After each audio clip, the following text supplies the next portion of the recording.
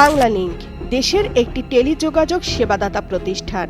GSM ভিত্তিক মুঠোফোন network সেবাদাতা এই বেসরকারি প্রতিষ্ঠানের বিরুদ্ধে বড় অনিয়মের অভিযোগ উঠেছে।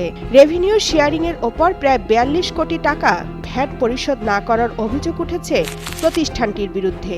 যদিও রেভিনিউ শেয়ারিং এর ওপর দ্বৈত ভ্যাট যুক্তি তুলে উচ্চ আদালত পর্যন্ত গিয়েছে কোম্পানি, কিন্তু আদালত বলছে এই ভ্যাট বাংলালিংককেই পরিশোধ করতে হবে।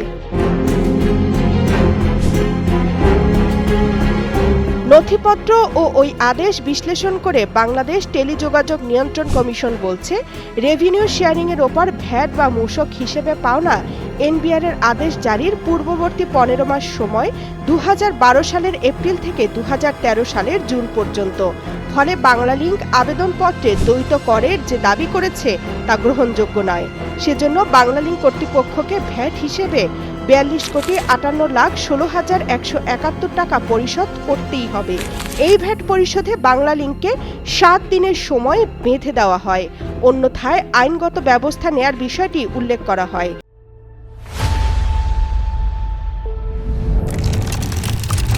তবে সময় শেষ হলেও বাংলালিংক কোনো ভ্যাট পরিশোধ করেনি, অর্থাৎ এক যুগ পরও বিটিআরসিকে পাত্তা দিচ্ছে না বাংলালিংক।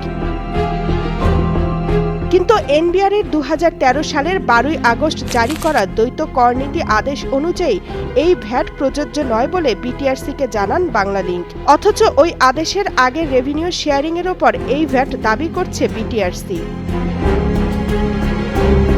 অপরদিকে বিটিআরসি নিরুপায় হয়ে ২০২৪ সালের ৪ আগস্ট এনবিআরকে চিঠি দিয়েছে, যাতে এনবিআর আদেশ জারির আগে করা রেভিনিউ শেয়ারিং এর ওপর ভ্যাট প্রযোজ্য হবে কিনা সে বিষয়ে মতামত দিতে বলা হয়েছে।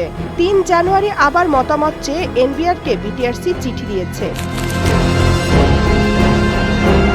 এই ভ্যাট পরিশোধে ২০২৩ সালের ২২ জুন ও ২৪ ডিসেম্বর বাংলালিংককে চিঠি দেওয়া হয়েছে।